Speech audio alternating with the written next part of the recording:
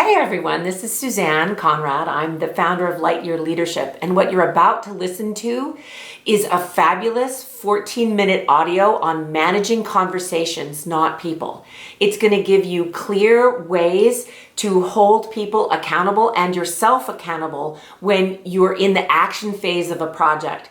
So go ahead, I would say get a notepad out so you can take notes, and thank you so much for listening.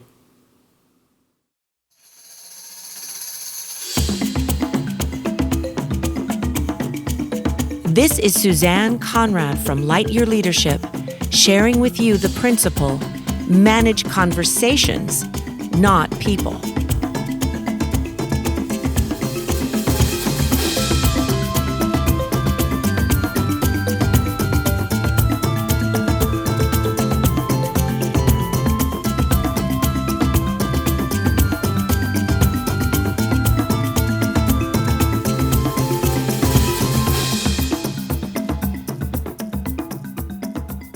Well, easy for you to say, Suzanne. What do you mean, manage conversation, not people? Well, here's the thing that you need to know, if you haven't already learned this, is that people always and only manage themselves. They're listening to what they're saying to themselves in their own inner voice. And that's what's directing their actions, not what you tell them. So the same is true for you. You're always and only listening to what you say to yourself. Same with me. I'm listening to what I'm saying to myself. So if we want to get to the place where we can actually manage results and performance of people and be in alignment, we need to have a greater understanding of how communication and conversation works so that we can allow people to be people. Now, first of all, I'm going to tell you some of the benefits of practicing this principle, because otherwise you might not do it. One of the great things is that if you do understand that what there is to do is manage the conversation, then it allows you to have the other person remain for you in wonder. It means that you don't have to categorize them. You don't have to label them. You don't have to characterize them into something that they are not. It means that you can simply listen to what they say or don't say or do or don't do and manage that result and befriend them, have them right next to you and show them what's going on. So let's take a look and see how that actually works. So for us as leaders, we create our future through declarations and assertions. A declaration is X is so because I say so. An assertion is X is so and I have evidence. So in either case, those two statements create a future. And new possibilities are continually created through context, promises, and requests. Now, most of the communication that happens in any family or any business is going to happen in a cycle that we call the fulfillment cycle. If you want to know more about the cycles of success, you can look at the I Go You Communication Series Level 2 Session 1 video, and it will teach you about the cycles of success. But for right now, we're going to talk about the cycle that deals with fulfillment. What we're doing in the fulfillment cycle is making and keeping promises and requests. Now, in a moment, I'm going to give you the anatomy of a promise and a request, and I'm going to also have you consider what it's not. You may want to write this down. A request is, I request X, so let's say X is a condition of satisfaction, by time Y. So a complete request always has within it a clear condition of satisfaction and a by when. If it only has one of those two things, it's not a request. It's a hope, it's a wish, it'd be really cool if it happens, but it's not necessarily a request. And yet we treat it as if it's one, and we make a request of people, and then when they don't fulfill it either on time or to our satisfaction, what are we? Well, sometimes we're upset, we're disappointed, and we think it has something to do with them. We don't always know that it has to do with the quality and clarity of our own communication. A promise is similar. A promise is, I promise X, that same condition of satisfaction, by time Y. So it's much like a goal.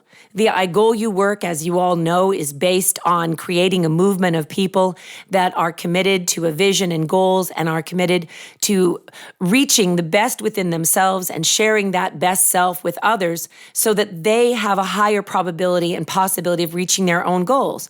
So really what we're talking about is keeping our promises to ourselves. So you're starting to see how this is so important. So now, back to requests. There are only 4 committed responses to a clear request. I'm going to tell you what they are in just a moment. What I'm going to let you know now is what they are. So maybe, that's a really good idea. No worries. I'm fixing to do it. What? Sometimes we make a request and we don't even get a response, especially if it's through email. Maybe the person doesn't return our phone call. And so in the absence of communication, what do human beings do?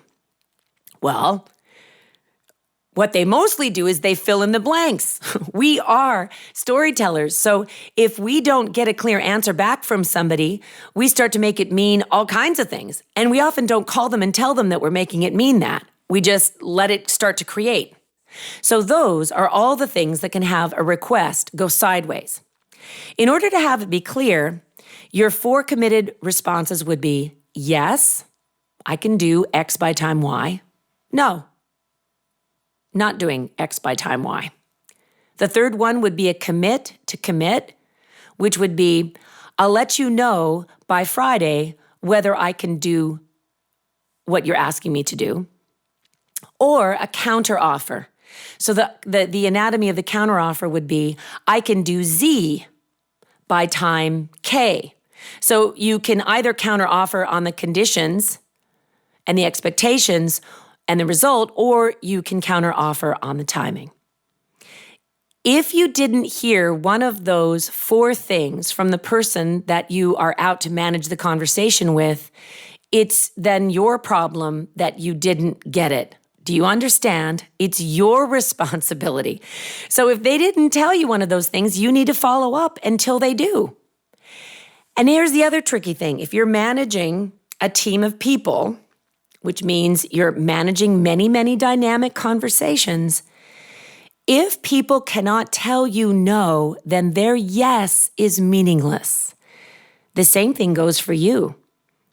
If you're not able to say no, then your yes is meaningless. If you make a request of someone and they say yes to you all the time, and let's say they get to that time Y and they haven't got the job done, and if you knew that that yes was actually potentially a no, but they didn't have the freedom to tell you, or there wasn't that level of communication authenticity, or you hadn't developed them enough, whose responsibility is it that they didn't succeed? I'd like you to consider that it's yours.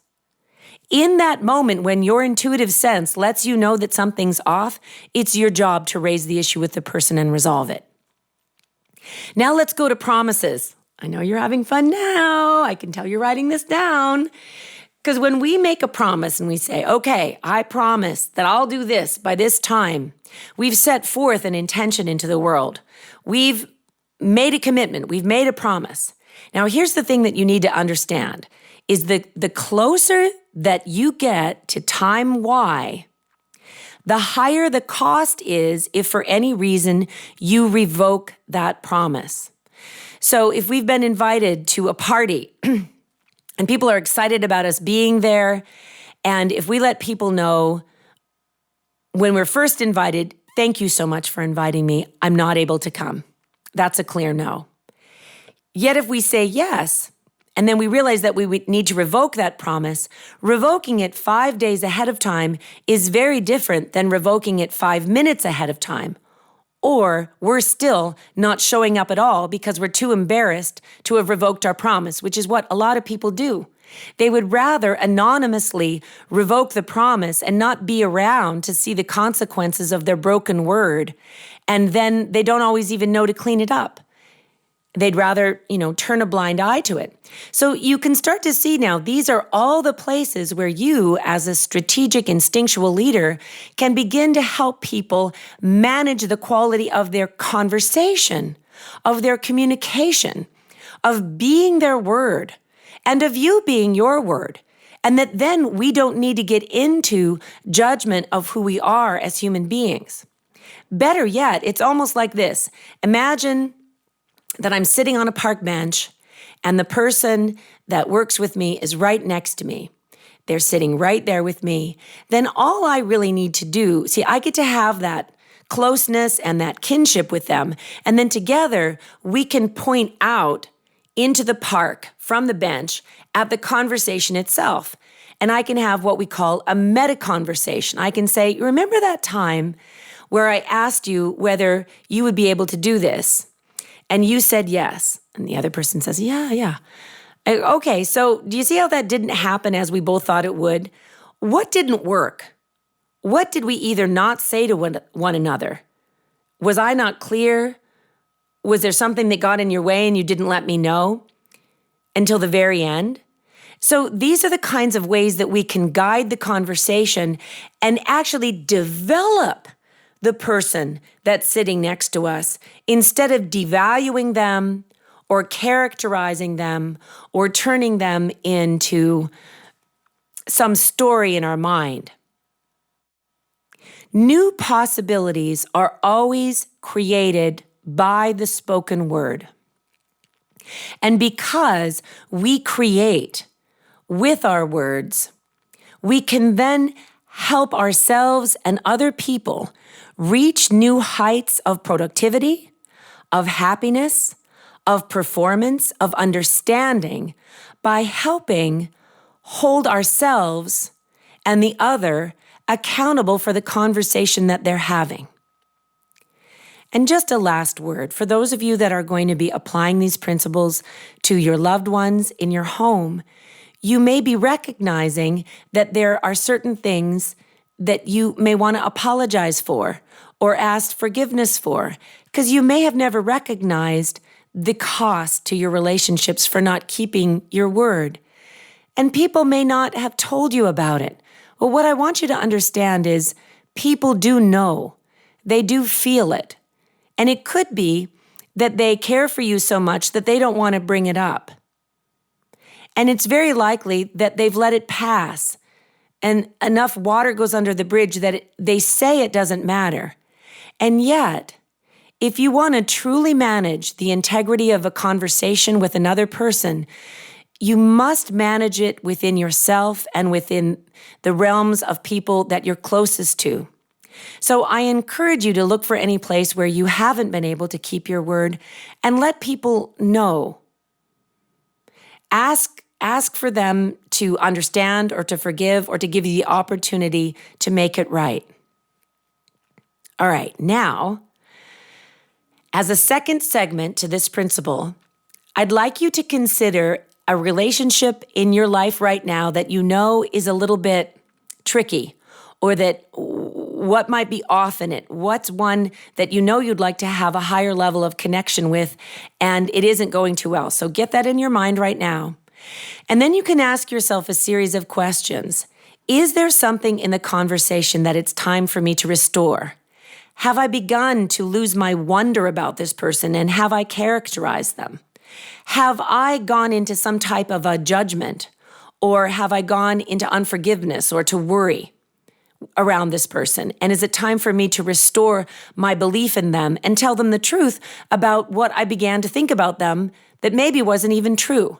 These are 3 of the many ways that you can begin to restore that relationship. So I urge all of you to begin to practice manage conversation, not people. You're going to find that you'll be able to enjoy the people around you a whole lot more, and that they will both love and respect you for the dignity and the kindness that you bring to illuminate arenas where each of us might need the support of restoring the integrity.